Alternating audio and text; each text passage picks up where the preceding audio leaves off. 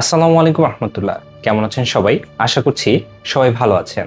সাম্প্রতিক সময়ে বাংলাদেশের সবচেয়ে আলোচিত ও সমালোচিত একজন রকিং স্টার রয়েছেন, যিনি কিনা জুলাই আন্দোলনের পরপর ১.৫ বছরের অধিক সময় ধরে আত্মগোপনে থেকে রিসেন্টলি বাংলাদেশে ফিরে এসেছে।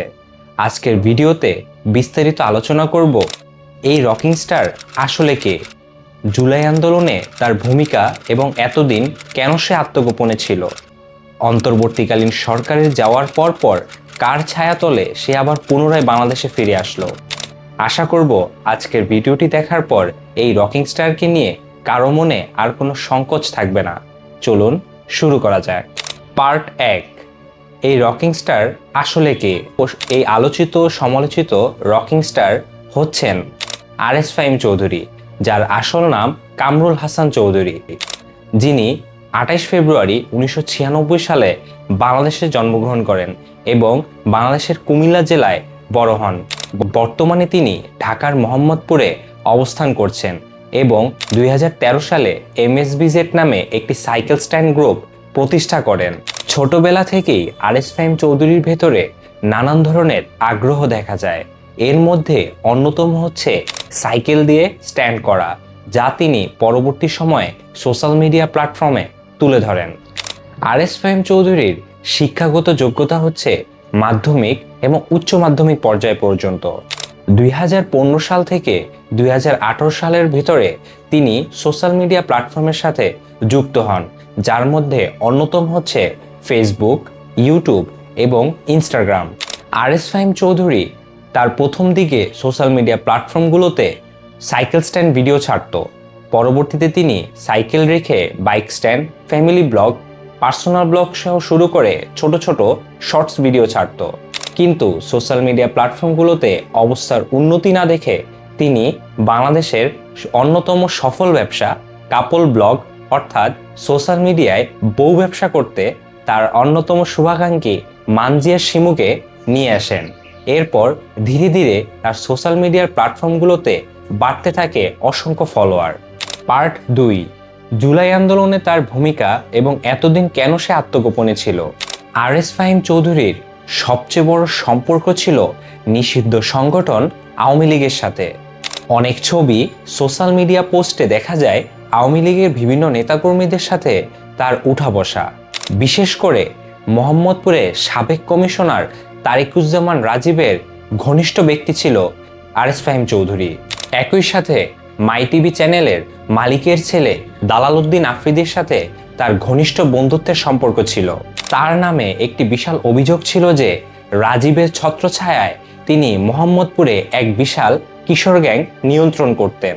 আরএস ফাহিম চৌধুরীর সবচেয়ে বেশি সমালোচিত হওয়ার প্রধান কারণ হচ্ছে ২০২৪ সালের জুলাইয়ের ছাত্র আন্দোলনকে দমনের বিশেষভাবে ভূমিকা পালন করা। এরই ফলশ্রুতিতে ২০২৪ সালের ২০ আগস্ট জনপ্রিয় কন্টেন্ট ক্রিয়েটর তাহসিনেশন আরএস ফাহিম চৌধুরীর একটি কল রেকর্ড প্রকাশ করে।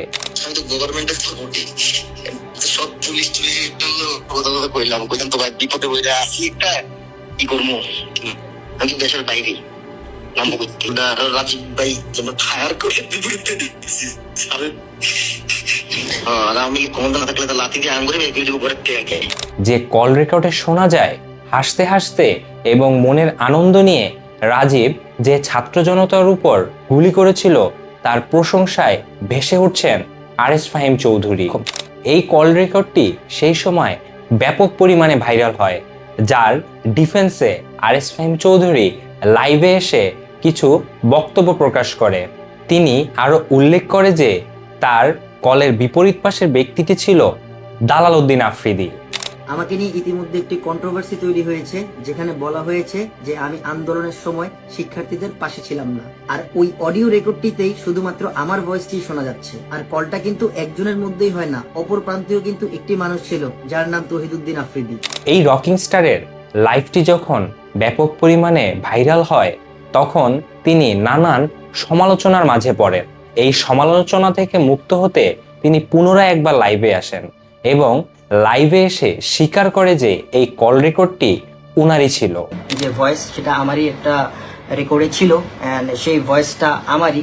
উক্ত লাইভে তিনি আরও উল্লেখ করে যে 15 ফেব্রুয়ারি সে মালয়েশিয়া থেকে বাংলাদেশে আসে এবং 16 এবং 17 ফেব্রুয়ারি তার ভেরিফাইড পেজ থেকে কোটা আন্দোলনের পক্ষ নিয়ে 2টি পোস্ট করে। 15 জুলাই আমি মালয়েশিয়া থেকে দেশে আসি, এইসব জিনিসগুলো দেখি, তখন সাথে সাথে একটা পোস্ট করি, কোটা আন্দোলনে একটা পোস্ট করি। তো এরপরের দিন আবার যখন দেখে মানে এইসব জিনিসগুলো দেখে খারাপ লাগতেছিল, তখন আমি পোস্ট করি, আরেকটা পোস্ট করি। এই পোস্টগুলো করার পরপরই নিষিদ্ধ সংগঠন আওয়ামী লীগের পক্ষ থেকে নানানভাবে তাকে প্রেসার দেওয়া হয় যেন সে এই পোস্টগুলো ডিলিট করে ফেলে, কিন্তু এর ফলশ্রুতিতে আরএস ফাহিম চৌধুরী তাদেরকে উত্তর দেয়, আমার পেজটি হ্যাক হয়ে গিয়েছে। তো এই পোস্টগুলো হওয়ার পরে অনেকগুলো জায়গা থেকে আমার কাছে মানে মেসেজ আসছে, যে অনেক মানুষ মানে অনেক বড় বড় মানে যারা পলিটিশিয়ান আমার যখন মেসেজ করছে ইনবক্সে যে তোমার পেজ থেকে এইসব মানে পোস্ট কেমনে হইতেছে, আমি তখন ওদেরকে একটা অ্যান্সার দিয়েছি, আমার পেজ হ্যাক হয়ে গেছে। ওই পোস্টগুলোতে কি ছিল আসুন বিস্তারিত একটু দেখা যাক। 16 জুলাই 2024, ছাত্ররা সম্পূর্ণ যৌক্তিকভাবে তাদের মেধার মূল্যায়ন চায়। এই ন্যূনতম চাওয়াটুকু যদি না দেওয়া হয় তাহলে এর চেয়ে দুর্ভাগ্যের কিছু আর হতে পারে না। 17 জুলাই 2024, চলমান কোটা সংস্কার আন্দোলনে যে সকল শিক্ষার্থী ভাই বোনেরা আহত হয়ে হাসপাতালে আছেন, মেডিকেল সাপোর্টের প্রয়োজন, তারা অথবা তাদের পরিবার দয়া করে আমার এই পেজের ইনবক্সে মেসেজ করুন। আমার যতটুকু সাধ্য আমি চেষ্টা করব পাশে থাকার।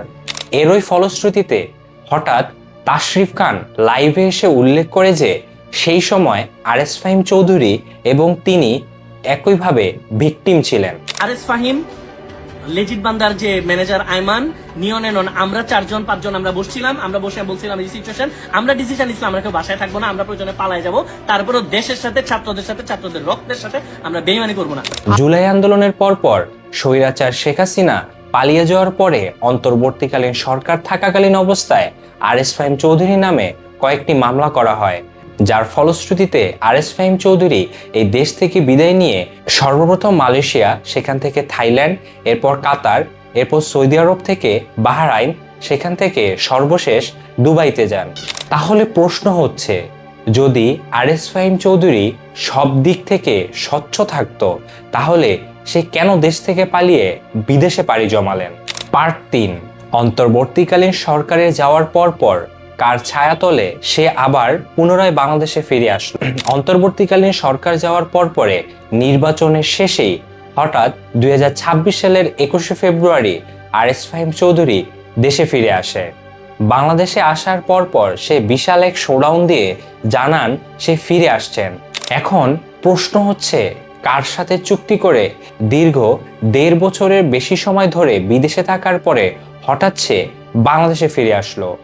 বিভিন্ন সোশ্যাল মিডিয়া এবং নিউজ ফটোকার্ড থেকে উল্লেখ করা হয় যে ফ্রাইডে পোস্ট, ফেব্রুয়ারি 22, 2026, ববি হাজ্জাজের নির্বাচনী পিআর কার্যক্রম পরিচালনা করেছে আওয়ামী সন্ত্রাসী আরএস ফাহিমের পূর্ণাঙ্গ কন্টেন্ট সেটআপ। সময় টাইমস, রবিবার 22 ফেব্রুয়ারি 2026, ববি হাজ্জাজের নির্বাচনী পিআরে ফাহিমের সম্পৃক্ততার দাবি, দেশে ফেরা নিয়ে তোলপাড়। তাহলে প্রশ্ন হচ্ছে এখন, এই ফটোকার্ডগুলো কি আদৌ সত্যি, নাকি আরএস ফাহিম চৌধুরীর দেশে ফেরার পেছনে রয়েছে এক গভীর বড় রহস্য? এই রহস্যের তদন্ত কোথায় গিয়ে কোন সূত্রে আটকে পড়ে কেউ কি বলতে পারবে? নাকি পরবর্তীতে কেউ যদি এই রহস্য উদ্ঘাটন করতে যায় তাদের উদ্দেশ্যে পোস্ট করা হবে? পোস্টটা কেডা দিছে? পরে আমি চোখ বন্ধ করে ল্যাংটা করে বিড়াম আগুন ধরে দিই। আমি কত বড় করে দেখাম। তখন লোকেশনটি কই দেখায়? লোকেশনটি কই দেখায়? আরে মিরপুর কত নাম্বার? আমি পোলান পাঠাই দিই। আজ দেশে ফাহিম ফিরেছে, কালকে সাদ্দাম ফিরবে, পরশু হাসিনাও ফিরতে পারে। তাহলে কি এই দেশ পুনরায় স্বৈরাচারের নিয়ম কানুনে চলবে? যদি দালাল উদ্দিন আফ্রিদি এত সত্যের অভিনয়ের পরেও জেলে থাকতে পারে, তাহলে আরএস ফাহিম চৌধুরী কেন পারবে না? জুলাই অভ্যন্তরীণ সময়ে দালাল উদ্দিন আফ্রিদি, আরএস ফাহিম চৌধুরী সহ নানা কন্টেন্ট ক্রিয়েটরদের কি ভূমিকা ছিল তা এই বাংলাদেশের মানুষ ভালোভাবে জানে এবং বোঝে। তাহলে কে কাকে কার আইডল বানাচ্ছে? সবচেয়ে গভীর এবং গুরুত্বপূর্ণ এই প্রশ্ন। সকলের প্রতি সম্মান রেখে শেষ করছি আজকের ভিডিও। সবাই ভালো থাকবেন, সুস্থ থাকবেন। আল্লাহ হাফেজ। আসসালামু আলাইকুম।